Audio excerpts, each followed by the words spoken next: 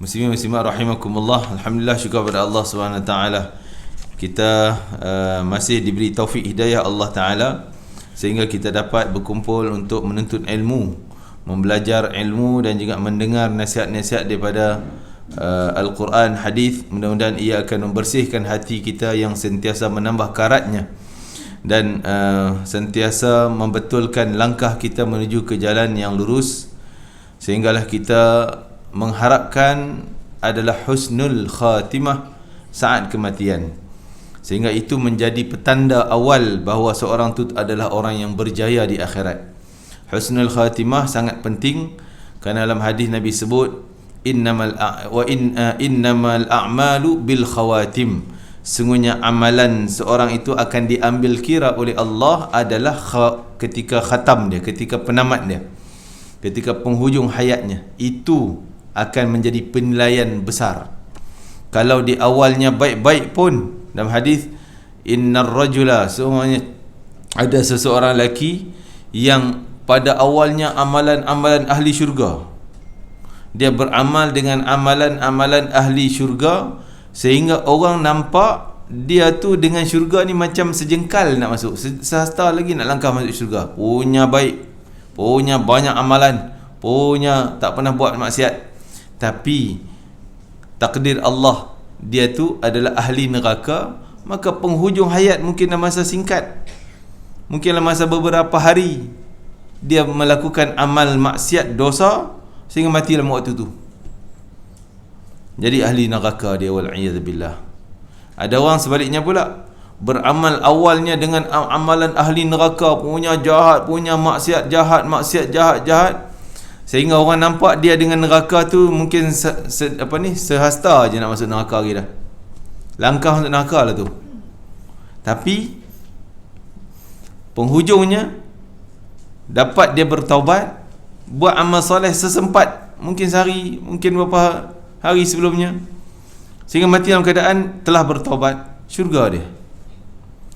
Nabi kata innamal a'malu bil khawatim, sungguhnya amalan yang Allah nak nilai yang hujung tu. Sebab tu kita tak boleh mendabik dada dan rasa selesa dengan apa yang kita buat. Apa yang kita dah buat, jangan tuding orang tu tak pernah buat ni, apalah dia tu, apalah kau ni. Belum tentu kita ni ya. Dan kita jangan rasa selesa, aku dah okey dah semayang semua cukup, datang ni dah kuliah apa semua. Jangan rasa selesa, tak tahu penghujung kita macam mana. Tapi itu hanya sebilangan manusia, ada yang macam tu kata Nabi SAW. Ada pula kebanyakannya, majoritinya pula seperti mana pesanan Nabi Yaqub, wala tamutunna illa wa antum muslimun. Jangan sekali-kali kamu mati kecuali mati dalam Islam. Macam mana nak pasti mati dalam Islam? Kita semua rasa kita sekarang Islam, mati dalam Islam kot. Belum tentu. Jadi macam mana kita nak pasti mati dalam Islam? Seperti pesanan Nabi Yaqub, sebenarnya yang bawa maksud, kamu hiduplah cara Islam, cara taat, cara taqwa, nescaya kamu mati pun dengan keadaan tu. Jadi kebanyakannya akan mati dengan cara kehidupan dia, lifestyle dia macam mana, macam tu cara dia mati. Itu kebanyakannya. Tapi ada juga yang segelintir yang awal tadi saya sebut, awal baik-baik tapi hujungnya mati dalam keadaan tak baik. Ada juga yang macam tu. Jadi kita tak tahu kita ni yang mana satu. Jadi jangan rasa selesa, rendah diri, perhatilah kita punya kekurangan, kecacatan, dan juga doalah kebaikan untuk kita dan orang lain. Dan Nabi kata yub'atsu ala ma mata alaih, yub'atsun nasu ala ma mata alaih, atau kama qala alaihi salatu wasalam. Orang tu pula mati macam mana, husnul khatimah atau su'il khatimah, bangkit di mahsyar nanti macam itulah. Kalau mati dengan husnul khatimah, bangkit gembira dia bersama dengan orang-orang yang baik. Kalau dengan su'il khatimah, buruk, mati dengan buruk. Buruk bukan pada pandangan orang, tapi pada penilaian Allah. Buruk pada penilaian Allah. Ada tanda-tanda orang soleh boleh kesan dia ni pada penilaian Allah buruk, pada penilaian Allah baik. Mati dalam keadaan buruk, maka bangkit bersama dengan kelompok-kelompok orang-orang yang bakal dikenakan azab. Ma mata alai. Jadi cara lifestyle kita tu insya-Allah penentu kematian kita. Mudah-mudahan. Dan kematian tu menentu alam barzah kita, kubur kat mana. A ke B. Taman syurga ke liang neraka. A ke B tu je. Itu penentu. Kubur penentu mahsyar kita. Mahsyar sebagai gambaran dah nampak syurga nerakanya. Kan? Oleh kerana itu mintalah kita dengan husnul khatimah saat kematian. Allahumma inna nas'alukal husnul khatimah 'indal maut. Ya Allah, kurniakanlah kami minta akan mati dalam keadaan yang baik penamat hayat kita. Maka itulah yang akan kita bicarakan di sini berkaitan dengan syurga. Syurga akan diberikan kepada orang-orang yang husnul khatimah saat kematian. Ada, tu pun belum tentu. Jadi macam mana nak tahu husnul khatimah, su'il khatimah? Mungkin mata kita nampak lain. Mata kita nampak, oh dia kena siksa, kena pukul, patah tangan, patah apa semua, mati. Kena lenyek. Kita kata habis dia. Itu penilaian mata kita. Tapi mungkin penilaian Allah itu kematian yang terbaik. Itu husnul khatimah dia, syahid dia. Seperti Sayyidina Ja'far bin Abi Talib, mati dia, tangan dua-dua putus, badan penuh luka tikaman 90-80 lubang tikam, luka, hancurlah badan. Pada pandangan orang nampak, oh habis ni, su'il khatimah lah. Tapi pada penilaian Allah, ini mati yang terbaik. Husnul khatimah, mati syahid. Jadi bukan pada pandangan kita. Jangan kita menilai, tengok dia tu mati accident, kena lenyek dengan apa tu, steamroll tu kan, yang gelek tayar, gelek jalan, steamroll tu yang gelek jalan yang berat tu, bukan tayar, kena gelek tu habis tu, su'il khatimah lah tu. Belum tentu. Kita jangan cepat menilai. Apapun kita doa dia terbaik, mudahan dia Allah ampun, mudahan dia syurga dan sebagainya. Jadi begitulah juga. Tapi orang soleh diberi petanda, nampak tanda dia, seperti disebutkan. Ala kulli hal, mereka ada orang yang di situ dah Allah bagi petanda dah, dia nampak dah dia ahli syurga. Ada orang waktu tu tak nampak lagi lah peluang di syurga ni. Rupanya Allah ampun waktu mana? Ada yang terampun waktu dalam kubur. Ada yang terampun bila bangkit mahsyar, Allah ampun. Lambat sikit lah dalam kubur, kena teruk lah tu. Mahsyar baru selamat. Ada mahsyar tak selamat, waktu timbang tu, waktu hisab baru Allah ampun. Jadi dia dah tersiksa daripada kubur, daripada mahsyar. Lepas tu mizan baru terampun, ada orang terampun di situ. Sebelumnya teruk lah. Ada orang saat-saat nak campak dalam neraka dah, baru Allah ampun dosa dia, selamat tak masuk juga neraka. Tapi yang awal-awal dah kena lah siksanya, tapi tak ada neraka. Ada yang dalam neraka dah, masuk dah, Allah keluarkan masuk syurga balik kan? Macam tu. Jadi malah dikatakan semua umat Nabi Muhammad akan menjadi ahli syurga, sama ada yang awalnya dah awal syurga ataupun dah masuk neraka baru syurga. Jadi ada peringkat-peringkatnya. Okey, kita tengok muka surat 420 berkaitan dengan ahli syurga. Wa qala lahum, ayat Quran tu, wa qala lahum khazanatuha salamun alaikum tibtum fadkhuluha khalidin. Para penjaga syurga berkata kepada mereka, sejahteralah, salam sejahteralah untuk kamu, kamu telah mengerjakan perbuatan baik, silakan kamu masuk ke dalamnya, dalam syurga, dan kekal selama-lamanya dalam syurga. Dialu-alukan kedatangan, ahlan wa sahlan, salam sejahtera, kamu silakan, kan? Oleh para malaikat yang menjaga syurga, malaikat Ridwan dan seangkatan dengannya.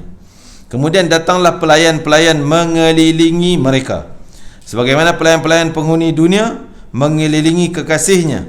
Mereka mengatakan kepadanya, Allah menyampaikan kabar gembira dan menyediakan untukmu kemuliaan ini itu.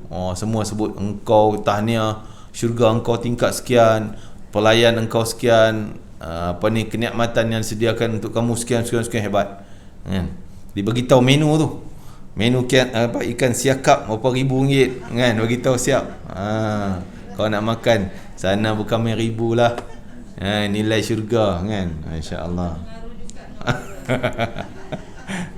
Kan baca juga. Siakak no, dahsyat. Jadi salah seorang pelayan di antara mereka pergi menemui bidadari yang menjadi isteri orang itu. Dia berkata, si fulan yang pernah dipanggil di dunia telah datang. Engkau telah melihatnya? Tanya bidadari itu. Aku telah melihatnya, jawab pelayan. Aku pun, maksud kau dah tengok tuan tahu ni kan, orang nak masuk syurga ni. Dia kata dah nampak. Aku pun telah melihatnya, kata bidadari. Ia adalah simpananku. Jadi bidadari duk tengok intip dah masa orang tu dalam dunia lagi kan? Seperti kisah Jalabib. Kisah Jalabib yang bidadari datang berebut nak bawa roh dia. Jalabib ni orang miskin, muka tak handsome, orang kulit hitam, muka tak handsome pula tu. Miskin sungguh, tak ada duit sikit pun nak kahwin. Nabi suruh dia kahwin. Dia kata, ya Rasulullah, siapalah nak dengan aku ni kan, tak handsome, tak ada duit. Rasul kata, tak, engkau boleh baca qul huwallahu ahad? Ya, boleh baca qul. Itulah harta engkau, mas kahwin kau, bayar dengan ajaran qul huwallahu ahad kan. Jadi maka Nabi kata, pergi rumah orang tu, beritahu aku sampaikan salam, suruh pinang anak dara dia. Jalabib pun pergi. Orang tu tengok Jalabib datang, kau nak minang untuk siapa? Untuk saya lah. Tak ada, nantilah apa, kita nanti balik dulu. Kita ni balik tu nak elak, tak nak bagilah isyarat. Ya dah, Jalabib faham lah. So balik ni berarti macam tak nak lah, mak bapak dia tak akan bagi. Nabi suruh pergi lagi sekali. Pergi kedua, dia pun malu-malu. Nabi kata pergi, minta lagi. Dia pun pergi tanya. Anak dara dalam tu dengar.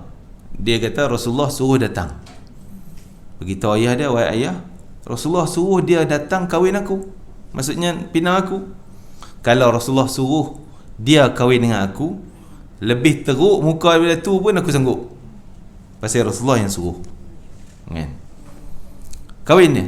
Jadi pendek ceritanya dapat kahwin. Mak ayah dia pun macam tak apalah, dah anak dara dia nak, kahwin je lah. Kahwin malam pertama tak sempat bermalam pertama lagi. Nabi ajak isytihar untuk jihad. Dia daftar nama nak pergi perang syahid dia.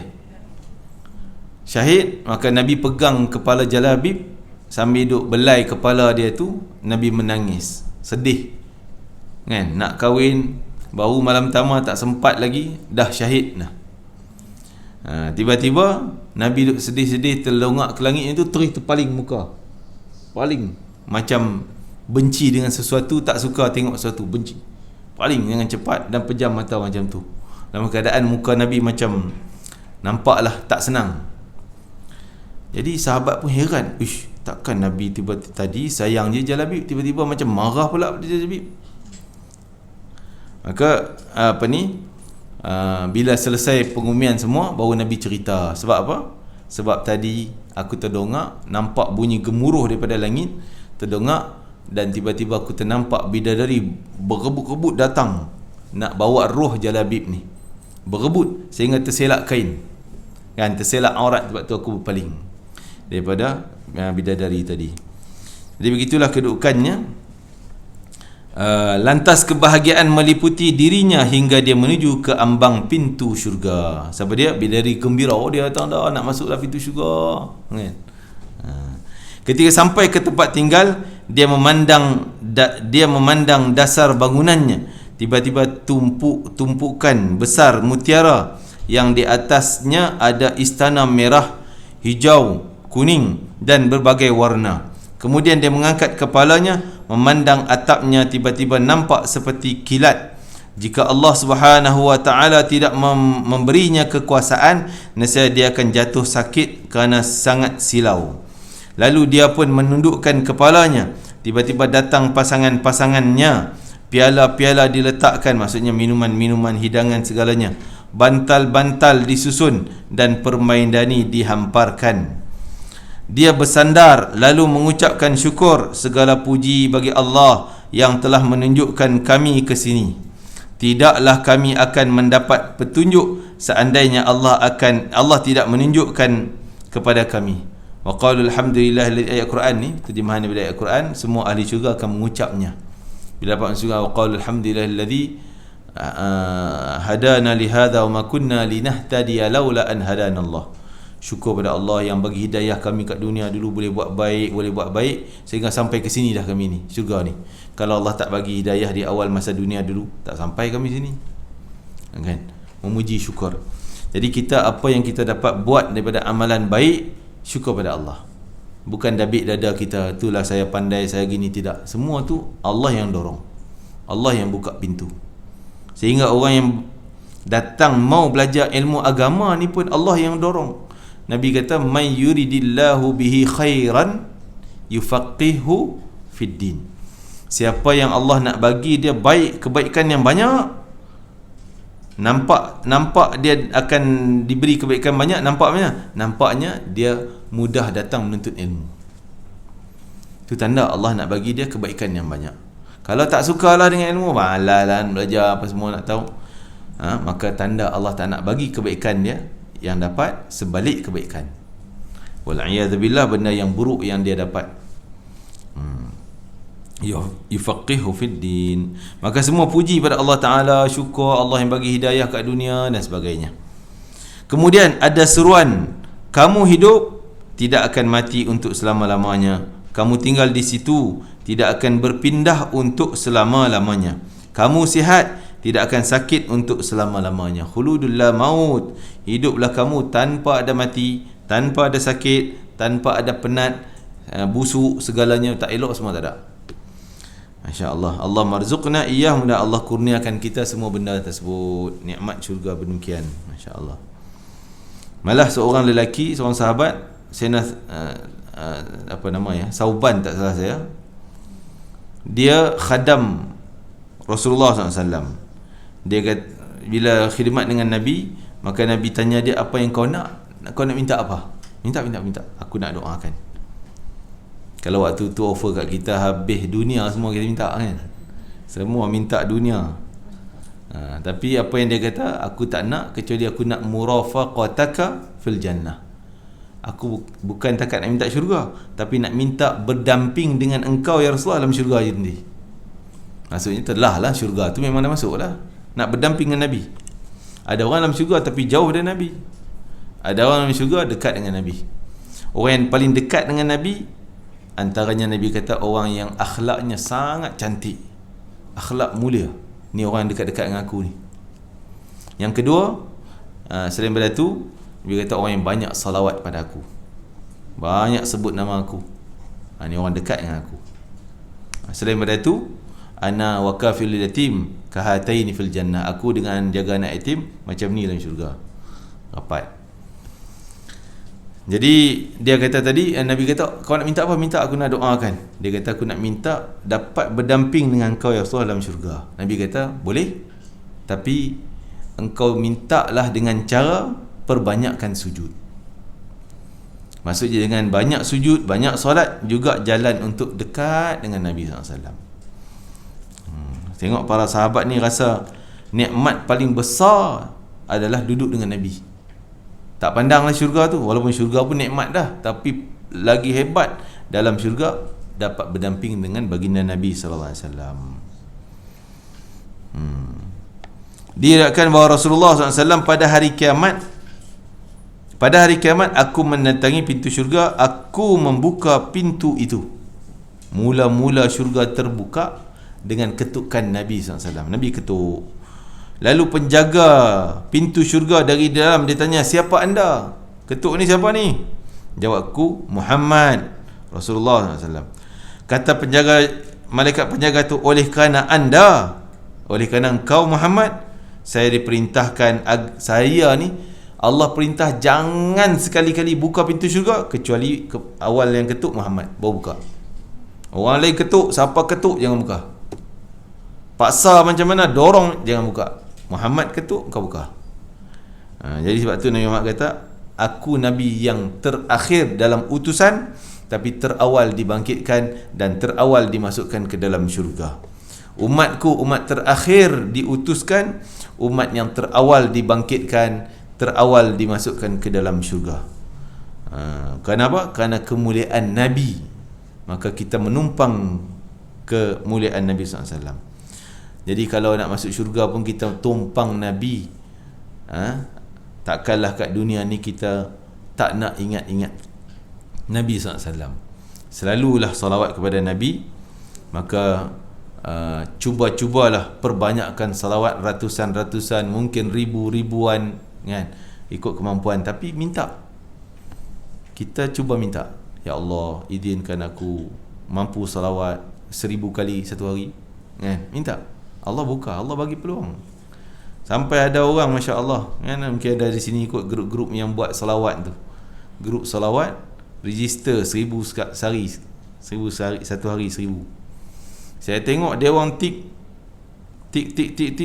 lepas subuh dah tik, habis dah 1000 dah. Masya Allah, ada orang hebat mampu macam tu, ya. Oh, ni ada ni, dia orang ni ada lah kumpulan-kumpulan tu, kan. Tahniah. Kau boleh buat lagi banyak, mana tak ada lagi, masukkan nama dia orang kat Salwa, kena create, kan. Kan, createkan kumpulan salawat, azam 1000 kali, tik. Allah, riak lah, tunjuk kat orang debat salawat, riak pun Allah terima, takabur pun Allah terima. Bab semayang, no, reject, kena tolak, kena padam. Bab amalan lain, takabur, riak, tolak. Bab salawat, maqbulatun ghair mardudah, pasti Allah terima dan takkan tolak. Jadi bagus buat macam tu. Orang tik kan, 1000, Masya Allah, kan. Ambil yang ringkas. Kalau nak cuba, katalah orang yang tak pernah buat, dia ambil yang ringkas.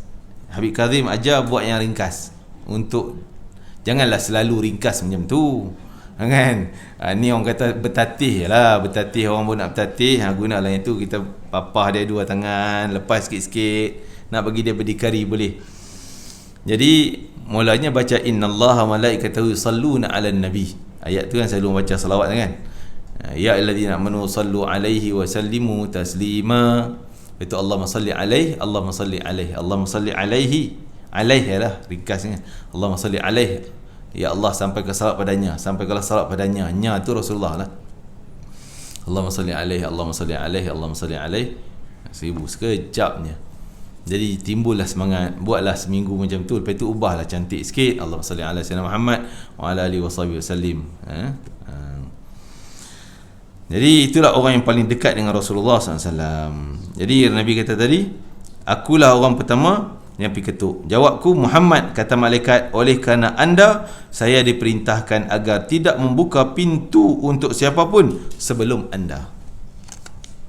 Kemudian perhatikanlah bilik-bilik syurga dan tahapnya yang berlainan. Akhirat itu merupakan darjat yang paling tinggi dan paling utama. Jadi syurga ni memang luas, seluas-luasnya. Syurga yang paling kecil pun, yang paling terakhir orang masuk syurga, syurga yang paling low levelnya, paling bawah sekali pun 10 kali ganda dunia. 10 kali ganda dunia, kan? Dan kita pun nak banyaklah bangunan-bangunan istana dalam syurga. Nak perbanyakkan dari sekarang kita dah bina. Macam mana nak bina istana dalam syurga? Banyaklah amalan. Antaranya yang Nabi sebut, siapa yang baca Qul huwallahu ahad 10 kali, Allah bina satu istana untuk dia. 10 je pun. Rasanya daripada sini sedekah kita habis kelas sampai kereta dah habis 20 dah, kan? 10 kali Allah bina satu istana. 20, 2 istana. 30, 3 istana. Kata Sayyidina Umar Al-Khattab, idzan nakthur buyutana ya Rasulullah, qusurana ya Rasulullah.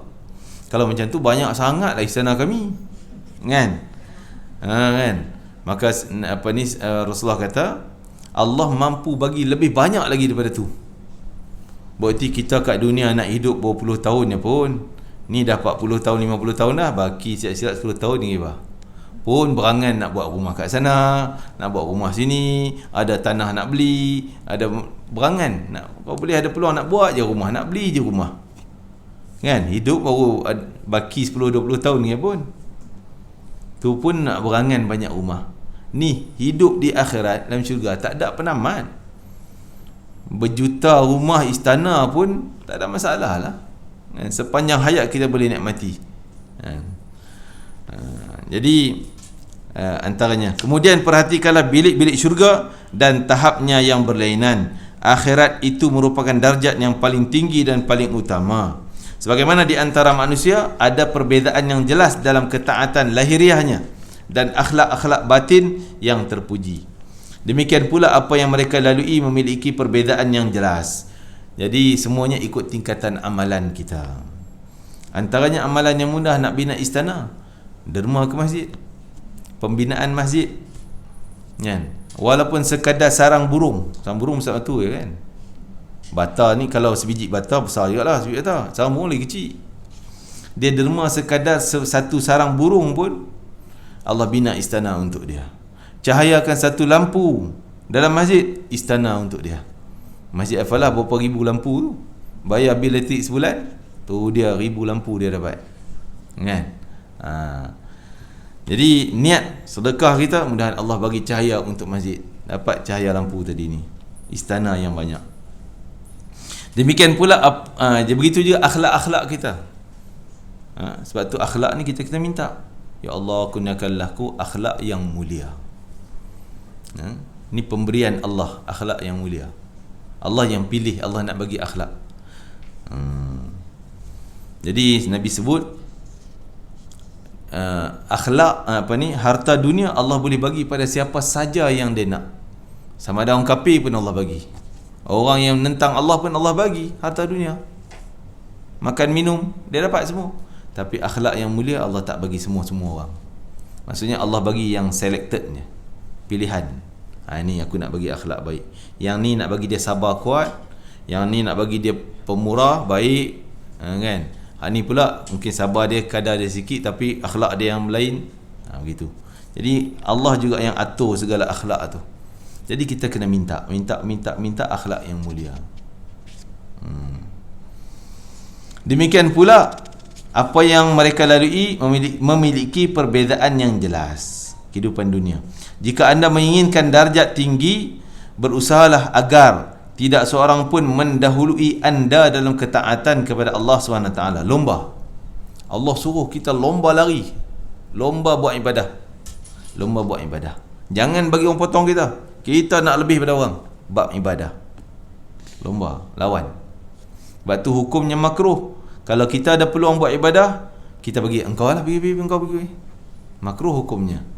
Allah tak suka macam tu. Contoh, katalah soft, kata dulu soft kan, kita boleh rapat. Ada soft kosong depan, pergi sila ji lawan tolak, kan. Kau boleh, dia nak belakang. Sebab apa? Sana ada aircon, sana ada dinding, kan. Makruh hukumnya. Allah tak suka macam tu. Bab ibadah berebut. Sehingga Nabi kata kalau boleh mengundi lah nak duduk saf pertama tu, tak apa, boleh mengundi. Hari ni kau, esok jangan aku pula buat undian. Macam tu. Ada peluang buat lomba. Dalam hal ibadah Allah suka kita berlumba-lumba, tapi dalam hal dunia Allah benci orang yang berlumba-lumba. Tapi kita terbalik. Dan dunia nak lumba-lumbanya, ibadah lah biarlah orang buat, tak apalah, dia orang ada buat, dia orang lah. Jika anda menginginkan darjat yang tinggi, berusahalah agar tidak seorang pun mendahului anda dalam ketaatan kepada Allah SWT. Allah telah merintah, tapi jangan pula seperti hal dunia, kalau orang lomba, sebolehnya jangan beritahu kat orang, aku nak ambil ni peluang besar, aku seorang je, jangan beritahu kat orang, sebab dia nak dapat banyak. Tapi dalam hal akhirat, berlomba tapi bagi tahu pada orang, kita dapat buat benda ni, kita kena cerita kat orang, beritahu. Bila bagi tahu pada orang, orang tu pun dapat apa yang dia dapat, masuk akaun kita juga. Untunglah. Jangan buat macam dunia kita tak nak bagi tahu ke orang. Orang tak nak. Aku seorang je. Biar orang tak pandai, aku seorang yang pandai. Kan? Kita dapat lebih daripada orang lain. Tapi dalam akhirat kena bagi tahu. Kongsi semua orang, dengan kongsi banyak ramai, dia orang buat, kita dapat juga habuannya. Allah SWT telah merintahkan berlumba-lumba dan bersaing dalam hal ini. Sabiqu ila maghfiratin min rabbikum. Berlumba, lawanlah kamu. Lombalah, sungguh-sungguhlah, berlawanlah kamu untuk mencari keampunan Tuhan kamu. Maksudnya cari ampun jalan mudahlah ke syurga. Allah SWT firman, wa fi dzalika falyatanafasil mutanafisun, dalam perkara ini, perkara ibadah, hendaklah berlumba-lumba orang yang mahu berlumba-lumba. Silakan lomba sebanyak yang mungkin. Sebab tu Nabi kata la hasada illa fitnatain, tak boleh kamu nak berdengki dengan orang lebih, tengok orang tu lebih kau nak lawan, tak boleh, kecuali dalam dua perkara. Apa dia? Iaitu perkara hal yang nampak macam dunia tapi dibolehkan kerana tujuan akhirat. Nampak macam dunia, nampak orang tu kaya, engkau pun nak cari kaya. Sebab apa dia kaya, kita nak lomba dengan dia? Sebab dia kaya, dia banyak buat kebajikan. Oh, masjid tu dia buat, sana dia buat kebajikan, sini aku pun nak jadi kaya lebih pada dia, supaya aku banyak buat kebajikan lebih pada dia. Bukan kerana kaya nak bangga. Salahnya, oh dia kaya, orang puji dia, dia dapat pangkat demikian-demikian, aku pun nak dapat pangkat juga, nak kaya juga. Ni salah. Kerana nak lomba kebajikan tu, nampak macam tamak dunia, tapi kerana kebajikan dibolehkan. Dia panggil ghibtah, rasa nak lawan dengan dia. Dan dalam hal ilmu, tengok orang tu ada ilmu banyak, dia boleh sebar, dia boleh buat kebajikan, mengajar dia banyak. Kau boleh, aku pun nak dapat ilmu lebih pada dia, nak buat lebih banyak daripada dia ketaatan dan kebajikan. Namun anehnya, kalau kerabat atau tetangga anda memiliki kelebihan 1 dirham atau rumahnya lebih bagus, sempitlah dada anda. Ini kebanyakan orang tengok dia tu lebih, hui, tak boleh tahan aku, kan? Macam mana dia boleh dapat lebih ni, aku berusaha penat lagi pada dia dapat sikitnya. Jaga, pancitkan tayar kereta dia nanti, bakar rumah dia nanti. Ni dengki syaitan ni, hasad. Sempit dadanya dan susahlah hidup anda kerana iri hati. Hati kita, orang yang sedengki ni, dia lagi teruk sakit kena penyakitnya, lagi beban pada dia. Tidur tak lena, duk fikir macam mana dia dapat. Jadi kesihatannya merosot, kan? Akal fikirannya terganggu dengan duk fikir hal orang je. Ni yang bahaya kehidupannya. Oleh kerana itu, perbaikilah keadaan anda agar dapat tinggal di dalam syurga. Baiki dengan cara jangan dengki dalam hal-hal yang tak dibolehkan. Janganlah anda berasa tenang terhadap orang lain yang mendahului anda dalam kesabaran dan kelembutan akhlak. Akhlak dia baik, jangan kita kata akhlak dia baik, kena pijak padan muka dia, kan? Kita cara kasar kita tak boleh. Kita lah kena berusaha untuk dapat kebaikan. Seperti Nabi ajarkan, minta doa sabar, minta doa dapat akhlak yang baik, husnul khuluq, minta akhlak yang mulia dan kekuatan sabar. Allahumma inna nas'aluka sabra indal qada. Ya Allah, berilah kami kesabaran, kuat sabar ketika bertembung dengan takdir ketentuan Kau, ya Allah. Janganlah anda membandingkannya dengan dunia dan perhiasan. Tak payah nak jeling-jeling pada orang dia lebih, aku pun nak lomba dengan dia, dia dapat kemuliaan dengan harta dia, aku pun nak macam tu juga. Tak payah. Biar berlumba dalam hal kebajikan dan pahala. Abu Sa'id Al-Khudri berkata bahawa Rasulullah SAW bersabda, para penghuni syurga memerhatikan penghuni bilik-bilik yang ada di atas mereka sebagaimana mereka memerhatikan bintang-bintang yang berjalan dari timur ke barat kerana perbezaan keutamaan di antara mereka. Ini nampak, syurga dia tu bercahaya, cantik, nampak lebih jauh. Macam mana kita kat dunia nampak, bintang tu besar, bintang ni kecil, bintang ni malap, bintang ni terang. Begitulah penghuni syurga ni, nampak syurga orang, sana terangnya syurga dia, lebarnya, luasnya. Ya Rasulullah, itukah tempat tinggal para nabi yang tidak dapat diraih oleh selain mereka? Satu ketika Nabi cerita tentang syurga. Syurga ni nampak luar, cantik lah gambaran yang Nabi sebut. Maka para sahabat tanya, adakah itu khas untuk level para nabi je? Kami-kami orang biasa ni tak ada peluang. Nabi kata tidak. Al-mutahabbina fillah. Orang yang dapat adalah orang yang saling sayang menyayangi kerana Allah. Hormat menghormati, termasuk dalam sayang menyayang lah. Hormat menghormati, prihatin, tolong menolong, bantu membantu. tu semua kerana sayang menyayangi sesama makhluk Allah. Ini orang yang macam ni, tu dia syurga dia. Kan? Satu ketika dalam hadis tentang muflis akhirat, kan? Nabi cerita orang, kamu tahu orang muflis? Sahabat kata, kami tahu lah orang muflis ni ada harta, akhirnya tak ada, hilang. Nabi kata, bukan itu yang aku maksudkan. Muflis akhirat adalah orang yang banyak amalan kat dunia, hebat, tapi bila dia mati, banyak dia buat kezaliman, tak menunai hak-hak orang yang sepatut dia tunaikan. Dia sebagai bapa, dia tak tunai hak kepada anaknya, tak mendidik anak dengan solat, dengan agama. Maka anak tu tuntut, wahai ayah, ayah tak pernah suruh kami solat dulu, sehingga kami 40 tahun hidup, 50 tahun hidup tak pernah sembahyang, pasal kecil tak pernah terdidik di rumah. Ya Allah, aku nak tuntut pahala tu daripada ayah aku ni, tak pernah didik kami. Allah kata, wahai si ayah, ambil pahala 40 tahun, 50 tahun kau punya solat, bagi kat dia. Habis muflis. Mai anak kedua tak boleh nak bayar dah. Anak kedua tuntut, ayah tak bayar, tak pernah tunai dulu, aku dah tak ada dah pahala, alung kau dah ambil habis dah. Allah kata, kalau macam tu, ambil dosa dia 50 tahun tak solat, nah longgok pada ayah. Longgok. Mai anak ketiga, bagi lagi dosa, bagi lagi dosa.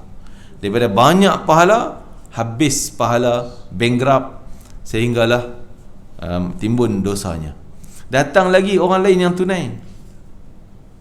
Ada kes lain yang bukan adik-beradik punya, orang lain.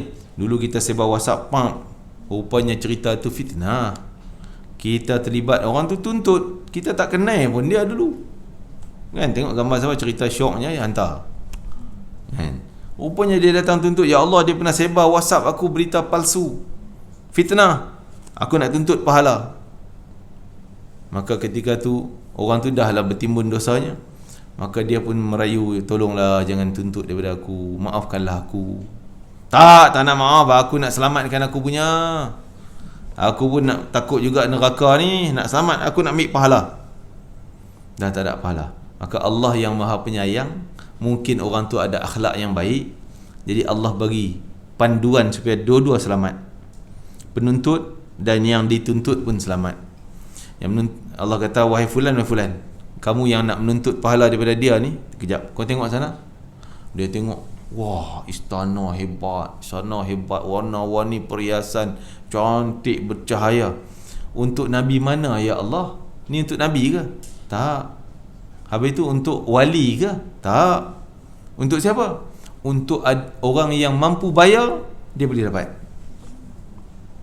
Bayar, dia boleh dapat. Ya Allah, bayar. Duit mana nak bayar? Kat dunia tu boleh lah sonlap duit bawah meja ni, kan? Mana bayaran nak bayarnya? Bayarannya ada pada engkau boleh bayar. Ada tu, engkau ada bayarannya. Apa? Bayarannya adalah kemaafan. Kau maaf dia, itu tempat untuk kau. Ya Allah, kalau itu aku maafkan dia, aku tak nak tuntut dah. Allah kata, kau nak tuntut dah? Tak nak, aku maafkan dia. Sebab dah nampak syurga tu, kan? Maka Allah kata, pimpinlah tangan dia, bawa sekali masuk. Engkau dah maaf dia, pahala dia mungkin kekal lagi, masuk sekali. Jadi itulah, kalau ada akhlak yang baik, itulah penyelamat yang paling besar. Masya Allah, syurga demi diraihkan oleh selain mereka. Tanya para sahabat tadi bila, ya Rasulullah, itukah tempat para nabi, tempat tinggal para nabi yang tidak dapat diraih oleh selain mereka? Tanya sahabat. Nabi kata, ya tentu, demi zat yang diriku ada dalam kekuasaannya, orang-orang yang beriman kepada Allah dan para penghuni darajat tertinggi melihat mereka dari bawah sebagaimana mereka melihat bintang-bintang yang terbit di salah satu ufuk langit. Jabir radhiyallahu anhu meriwayatkan bahawa Rasulullah SAW berkata kepada dirinya dan para sahabat yang lain, maukah aku beritahu kepada kamu bilik-bilik syurga? Tentu ya Rasulullah, demi bapa kami, kamu dan ibu kami, jawab para sahabat. Dalam syurga ada bilik-bilik dari berbagai jenis mutiara. Bahagian luarnya boleh dilihat dengan jelas dari bahagian dalamnya, dan demikian sebaliknya. Di dalamnya terdapat kenikmatan, kelazatan dan kebahagiaan yang tidak dilihat mata, tidak terdengar telinga, dan tidak terfikir, terlintas dalam fikiran oleh hati manusia, kata Nabi SAW. Jadi kita tak mampu nak bayang syurga pun, tapi Allah cerita kadar-kadar kepala kita boleh proses maklumat tu, boleh kita faham dah. Allah kata syurga yang mengalir anak sungai di bawahnya. Pasal apa Allah suka sebut ayat tu? Jannatin tajri min tahtihal anhar. Sebut syurga mengalir sungai, sebut syurga mengalir sungai. Kerana Allah nak umpan orang-orang Arab yang diturunkan Quran dalam masyarakat mereka. Mereka duduk di tengah-tengah padang pasir. Orang di padang pasir ni, gambaran paling cantik kebun kurma ada sungai. Ui, ini paling cantik, paling indah, paling nikmat siapa dapat kebun yang ada sungai tengah-tengahnya. Cantik, seronok bersantai di situ, kan? Jadi Allah umpan syurga yang mengalir sungai, syurga yang mengalir sungai, taman-taman yang mengalir sungai. Jadi itu sekadar otak kita boleh proses, nampak macam tu je lah. Tapi sebenar hakikat jauh daripada akal kita terlintas. Tak mampu kita nak fikir, kan? Punya hebat.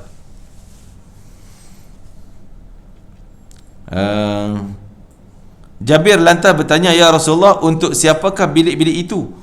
Untuk orang yang menyebarkan salam, kata Nabi. Minta maaf, sebarkan salam, memberi makan orang miskin, melazimkan puasa, dan mendirikan solat malam ketika orang lain sedang terlelap tidur. Ini ciri-ciri nampak dah orang yang berpeluang untuk dapat benda-benda tadi ni, nikmat-nikmat syurga, bilik-bilik yang indah tu. Sebar salam, tak suka nak maki orang, tak suka nak bergaduh dengan orang, tak suka nak kutuk-kutuk orang, hina orang. Ni tak ada. Dia suka Assalamualaikum, cakap baik-baik. Sebar salam bukan hanya bagi salam Assalamualaikum, Assalamualaikum. Maksud sebaliknya adalah suka kepada kesejahteraan, cakap yang baik, tak ada lah nak kutuk-kutuk, hina, menyakit orang dan sebagainya. Jadi ada orang yang jenis disebut oleh pepatah Arab, lau futihatil abwabun nar. Mulut orang tu kalau dia dah buka, dah berarti pintu neraka dah buka dah. Pasal mulut dia pedas sangat, mulut dia asyik benda yang tak baik, yang kotor je, kan? Terbuka dia tu macam neraka dah terbuka lah. Punya jahat. Jadi jangan kita dinilai oleh orang-orang saleh dengan penilaian macam tu. Dia mai habis dah kita, menyusahkan ini, kalau datang dia menyusahkan kita. Jadi penilaian orang soleh tu adalah penilaian Allah. Kalau orang soleh nampak dia tu datang, habislah kita, menyusahkan. Allah, habislah telinga kita, kena tutup siap lah. Memang dia macam itulah sikapnya. Kalau begitulah penilaian orang pada dia, berarti itu penilaian Allah. Sebab Allah kalau benci, kalau bab sayang, Allah sayang pada hamba, Allah panggil malaikat, aku sayang pada dia. Jibril dapat nama fulan, Jibril doakan kebaikan, Jibril sebar penuh langit. Fulan ni disayang oleh Allah, ni kekasih Allah. Maka berita tu sampai ke muka bumi, yang dapat berita tu di kalangan semua makhluk kecuali manusia dan jin. Dan manusia pula yang tertentu, iaitu manusia yang saleh, orang yang saleh yang kenal dapat berita tu juga. Orang yang biasa-biasa tak tahu, kan? Seperti kisah Safinah, nama orang, seorang sahabat nama Safinah. Nama itu gelaran dia, Nabi gelar dia dengan Safinah. Nama asalnya khilaf ulama, tak pasti, ada sebagian mengatakan tak pasti nama dia, tapi ada yang mengatakan namanya Mahran, ada yang mengatakan namanya nama-nama yang lain lah. Dia ni seorang hamba kepada Ummu Salamah. Ummu Salamah setelah isterinya Abu Salamah meninggal, dia ada hamba ni. Tapi bila Ummu Salamah dipinang oleh Nabi, kahwin dengan Nabi SAW, Ummu Salamah hadiah pada Nabi. Nabi ambillah hamba ni. Nabi merdekakan hamba tu. Nabi merdekakan hamba ketika tu nak pergi perang. Nak pergi perang musafir. Jadi sahabat orang tua-tua lah yang angkat barang, faham-fahamnya lah, nak angkat benda berat ni kan. Jadi bawa sikit-sikit. Nabi nampak Allah teruknya dia orang bawa sikit. Nabi kata tak apa, longgok situ, longgok satu tempat. ambil kain macam canvas, letak, dan longgok semua barang jadi gunung kat situ atas kain tersebut. Bungkus satu. Wahai engkau Safinah, pergi angkat. Nabi panggil macam tu je. Engkau Safinah, pergi angkat. Safinah makna apa? Safinah makna kapal. Orang lelaki. Nak mana kapal. Dia pun terpinga-pinga. Dia pun tak tahu kekuatan, kemampuan dia. Nabi yang suruh angkat. Jadi dia taat semata-mata daripada cakap Nabi. Dia tak persoalkan. Boleh ke banyaknya? Banyak. Kita mampu kan. Suruh macam tu. Mana boleh ni? Tak boleh orang ni. Bagi dia lah. Bagi tukang tu lah. Kan? Jadi dia, Nabi suruh. No, tak ada bantah. Terus buat. Walaupun dia tu fikir boleh ke tak, tapi Nabi suruh, buat je lah. Terus dia capai, dia pegang, angkat, ringan bagi dia. Kuat sungguh dia. Nabi yang sebut engkau Safinah, padahal nama dia lain. Mahran nama dia, bin Farukh. Kan? Jadi Nabi panggil dia Safinah. Safinah, kau angkat benda ni. Dia pun angkat. Sehingga dia terkenal dengan Safinah Maula Rasulillah. Maula tu hamba ataupun khadam. Sebelumnya dia jadi hamba, lepas itu dimerdekakan, dia jadi khadam, khidmat dengan Nabi SAW. Jadi dia ni orang yang sangat patuh pada perintah Nabi, tak pernah persoal, tak pernah tanya songeh-songeh ni. Perintah je buat terus. Safinah ni. Jadi dia pun angkat, dia kata lepas tu baru dia nampak kemampuan dia. Dia kata wallahi, aku kalau takat 5 ekor unta, 7 ekor unta, bebanan atas unta kan. Orang tak pikul atas belakang unta tu, takat bebanan 7 ekor unta tu aku boleh angkat senang. Kerana kemampuan berkat daripada gelaran Nabi sallallahu alaihi wasallam, Safinah, makna kapal tadi. Dan satu ketika Nabi perintah dia pergi jauh. Ni cerita kemuliaan dia, orang yang taat dan patuh lurus bendul lah kita kata. Patuh lurus bendul. Suruh apa tak pernah petikai. Sayyidina Safinah radhiyallahu anhu. Jadi Nabi suruh dia misi mengintip ke satu daerah yang terpaksa kena lintas sungai, lintas yang tak ke Mesir mana sana tu. Maka dia pun pergi dengan perahu, pecah. Sempatlah dia berenang-berenang sampai ke tebing. Sampai ke tebing sana, nak pergi ke tengah perkampungan tu, yang tak tahu kalau jalan darat dah tak tahu. Jalan laut tahulah kan. Tapi jalan darat. Masuk dah lah naik atas tebing, tengok singa putih besar duk tunggu depan. Nak lari mana? Belakang sungai, depan singa. Jadi sahabat kawan-kawan dia ni semua rasa gemetar, takut. Singa depan macam mana? Safinah terus jalan. Kau duduk sini. Terus jalan, ulas telinga singa. Ya, pegang. Ya Asad, ya Abul Harith dia panggil. Abul Harith ni gelaran nama singa. Ya Abul Harith. Abu Harith. Dia pulas telinga. Kami nak pergi kampung sekian, kami tak tahu, terputus dah jalan. Kau tunjuk jalan? Siap pulas telinga ni. Kan? Itu singa tu bawa lah sampai ke tengah, dah tarik telinga dia, maksudnya dah sampai. Dia sebut, sebab tu salah satu ulama mengatakan apa dengan ayatnya, dia kata tengoklah si Maula Rasulillah yang mengatakan kepada Abu Harith, kepada kata singa tu, ya Abul Harith, inni Rasulillah, aku adalah rasul kepada Rasulullah. Maksud rasul tu, perkataan tu utusan daripada Rasulullah SAW. Nak pergi sekian, dia guna nama Nabi, kepilkan namanya dengan nama Nabi, singa tu tunduk terus jalan kan? Dan itu juga kekuatan dan kemampuan karamah yang Allah berikan kepada dia. Masya Allah. Itulah orang-orang yang ahli yang sangat dicintai. Jadi kalau Allah sayang pun, Allah sampaikan berita tu kepada penduduk langit, penduduk bumi tahu juga. Begitu juga kalau Allah benci, samalah sistemnya. Malaikat Jibril tahu, sebar malaikat di penduduk langit, sebar ke penduduk bumi. Jadi penduduk bumi pun nampak. Jadi penilaian orang-orang soleh ni adalah penilaian Allah Ta'ala. Untuk orang yang menyebarkan salam, tak suka sebar-sebar benda tak baik ni, memberikan makan orang miskin, beri manfaat pada orang, bukan hanya sekadar bagi makan. Apa keperluan orang miskin? Mungkin bak makan dia okey, beras orang bagi banyak dah, PKP ni contohnya kan, boleh makan. Tapi nak rumah nak tinggal ni, yang ni bocor, tak boleh nak buat. Kita bagi keperluan tu. Tak semestinya bagi makan. Nabi kata bagi makan, aku nak bagi makannya, bagi beras lagi, bagi nasi lagi kan? Maksudnya kita bagi keperluan orang miskin, cukupkan keperluan dia. Melazimkan puasa, yakni amalan-amalan sunat yang Allah tak wajib pun dia suka buat. Dan mendirikan solat malam ketika orang lain terlelap tidur. Bangun malam.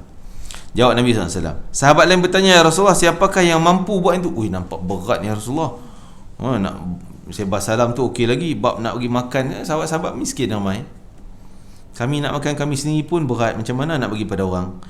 Bab puasa sunat bolehlah kalau tak jihad, ni berjihad jalan Allah Taala, macam mana nak puasa? Berat. Mendirikan solat. Sahabat tanya, ya Rasulullah, siapakah yang mampu macam tu?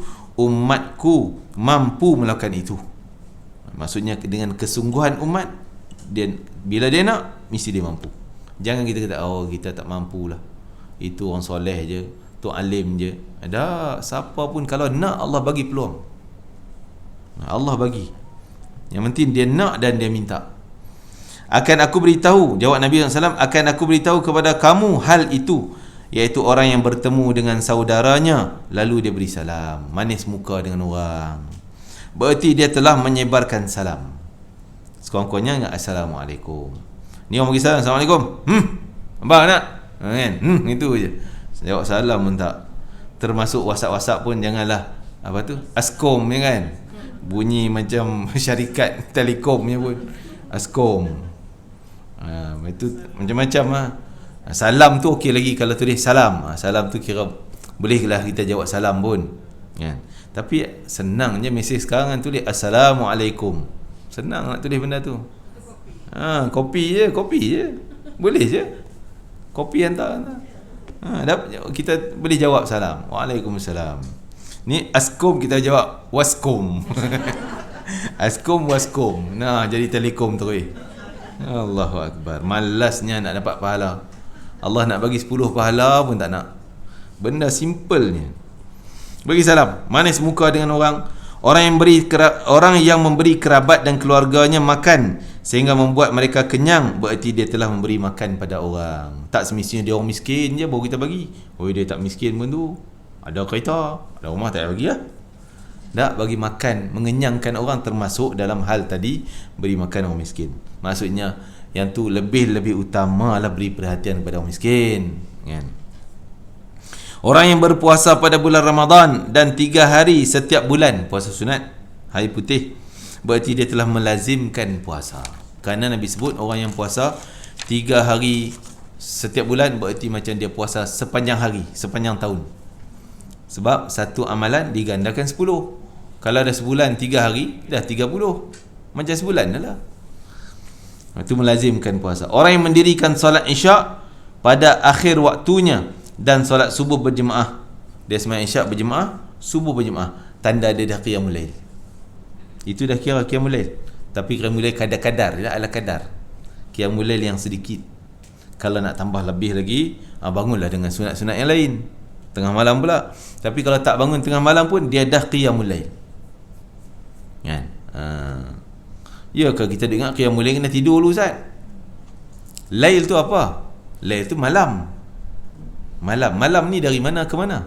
Malam daripada maghrib sampai ke subuh tu malam. Kalau kita dah sembahyang isyak, berarti kita dah qiyamkan lail tu, bangunkan ibadah di waktu malam tu. Sembahyang isyak berjemaah, sembahyang subuh berjemaah. Tambahlah kalau kita tambah sunat itu, zikir ini, Quran lagi, apa segalanya, lagi lengkaplah kita punya lengkap ibadah qiyamul lail kita, lagi banyak. Ini sekurang-kurangnya sembahyang isyak berjemaah, subuh berjemaah, itu dah kira dia qiyamul lail. Berarti dia telah dihitung, telah solat malam. Sementara orang yang tidur adalah orang Yahudi, Nasrani dan Majusi. Kalau itu pun dia tak nak buat, sama dengan puak ni, level dia sama dengan Yahudi, Nasrani, Majusi.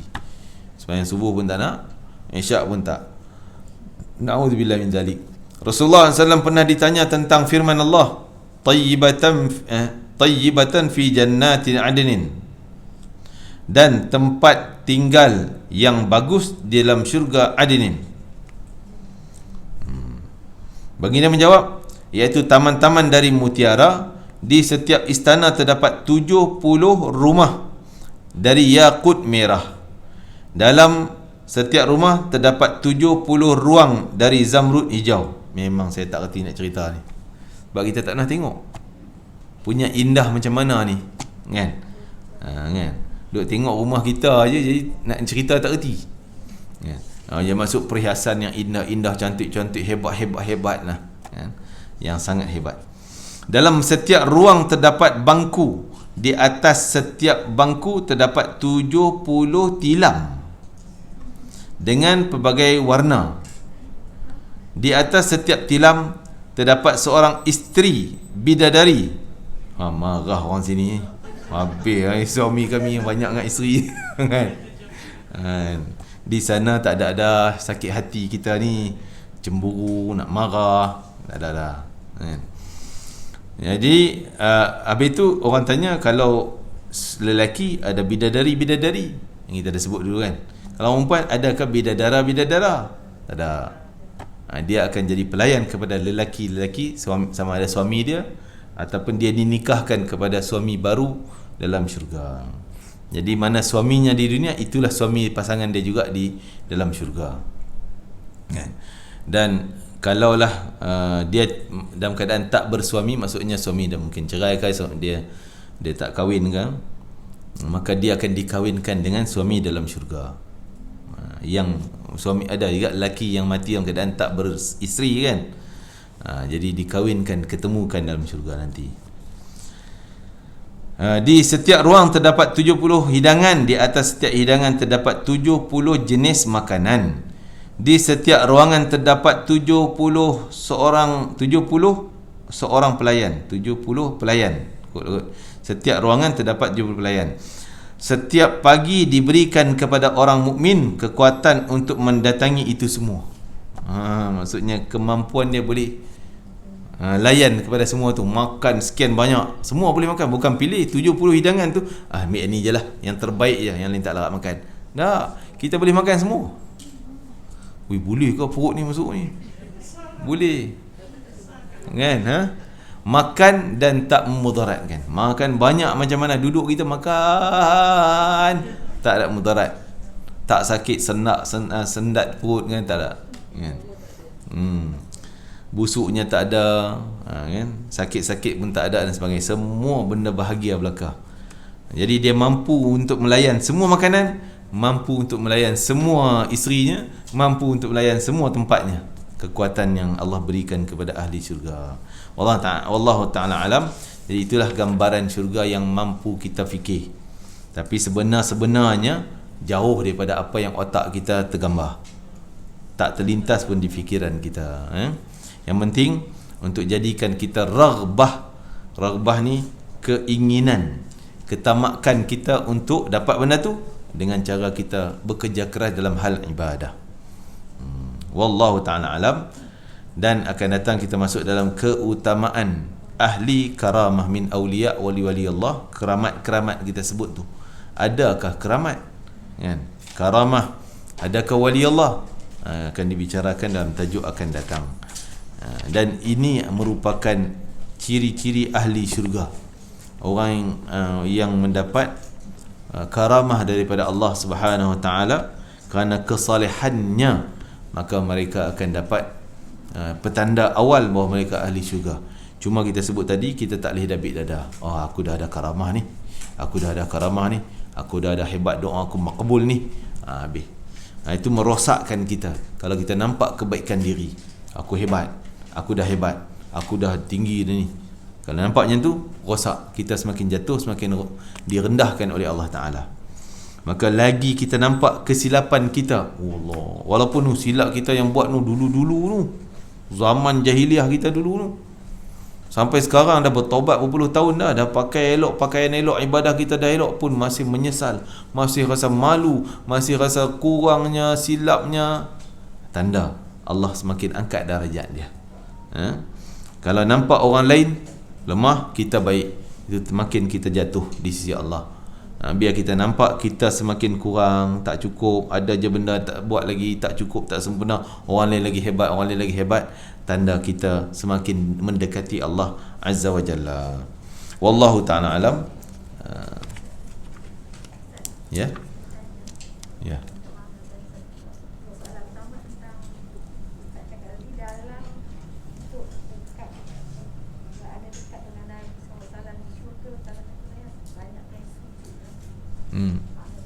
Baik.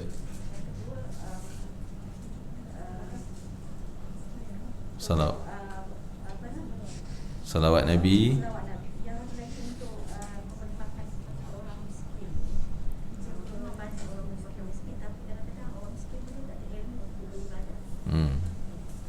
Ya. Semuanya penting. Bab bagi makan ke dia pun penting, sebab makan untuk sumber kehidupan. Dan bagi ilmu pun penting juga. Penting juga. Jangan kita kata tak payahlah bagi makan, kita bagi ilmu je lah. Nanti dia tak makan, mati, ilmu tak dapat amal juga, kan? Jadi dua-duanya penting. Ikut kemampuan kita dari sudut mana. Kita tak ada ilmu tapi bab duit nak bagi boleh, silakan. Bagi bab makan, bagi bab keperluan dia. Kita ni tak ada duit tapi ilmu boleh lah, nak cerita sikit, nak bagi ilmu kat dia, nak didik dia, okey, sumbang dari sudut ilmu. Ikut kemampuan kita. Kalau kita mampu dua-dua, lagi bagus. Ilmu pun bagi, makan pun bagi. Seperti ulama-ulama kita dulu, Syekh Abu Bakar bin Salim, atuk nenek moyang kepada Habib Omar yang ada sekarang, kan? Dia Masya Allah buat jamuan makan setiap Jumaat ni, beratus ribu orang datang makan. Dengan harta dia punya, masuk beras, makanan tu semua bahan dia punya sedia. Dia pun tak tahu dari mana datang dan kemampuan dia boleh buat benda tu. Ada je orang hantar, kan? Dan ilmu jangan cakap lah, memang dia ulama. Ilmu pun dia bagi, makan free pun dia bagi. Jadi kedua-duanya adalah jalan yang baik, kan? Ikut kemampuan yang kita nak bagi mana. Jangan kita menyalahkan orang. Banyak kita, apa dia orang ni duk bagi makanan je, tak nak buat kelas ilmu masuk. Jangan kita salahkan benda yang dia buat baik tu. Yang dia tak buat, kita tampung. Oh, dia tak buat ilmu, kita bagi ilmu. Dah makan, orang bagi dah. Okey? Jadi yang mana kurang kita tampung. Jangan kita duk kelebihan dia kita potong. Lagi cacatnya. Ini orang yang jauh daripada Allah, orang yang muflis tadi, tak guna mulut dengan salam tadi. Kayak nak kutuk orang je. Pandang kebaikan orang pun benda tak baik. Kan? Nak sambung sikit. Ya. Kita bagi dia makan, kebanyakannya orang miskin ni dia kurang amal, kurang beramal. Mungkin sebab kemiskinan tu membuatkan mereka jahil. Ya. Jadi sumbang kita bagi makan tu, maksud dia boleh kita, maksud dia, yalah dia ni ada mungkin orang lain yang lebih berilmu lagi. Yang ini macam mana Ustaz punya pandangan tu? Bagi makan pada betul, kadang orang fikir ya, tapi kita tengok yang terdekat dengan kita, yang peluang depan kita.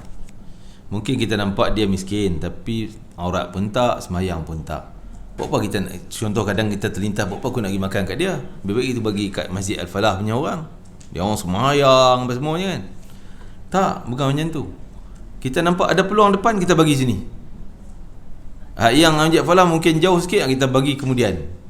Jadi apa yang terlintas dekat sekitar kita, kita ada peluang, kita buat. Kita isikan peluang tu. Walaupun dia tak semayang, dia tak tutup aurat, duduk minta sedekah, memang kita nampak dia miskin sungguh, kan? Kita jangan kata tak payah aku nak bagi esok. Ni sebenarnya tipuan syaitan. Syaitan tipu kita. Dia kata, alah, jangan bagi. Tengok dia tak tutup aurat pun. Kau bagi makan dia kan, dia semayang pun. Esoklah kau bagi kat orang sana. Esok pula nampak, dia ni tak payah, esoklah pula. Bulan depan lah pula. Alah, sikit baru kumpul lah banyak sikit. Lain kali semua tak buat.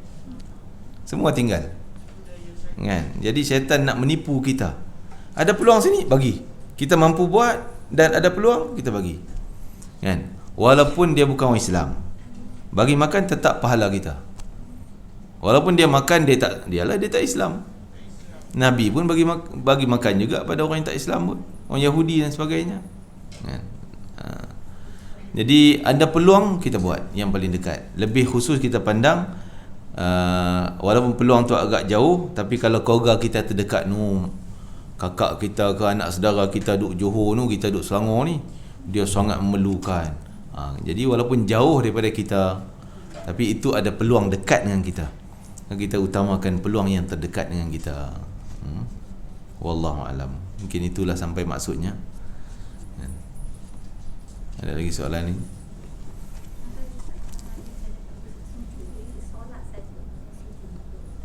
Maksud Nabi banyakkan sujud tu, banyakkan solat lah. Solat. Jadi banyakkan solat sunat. Solat fardu telah tak boleh nak banyak, memang 17 rakaat je. Kan? Yang sunat yang boleh jadi 100, boleh jadi lebih dan sebagainya.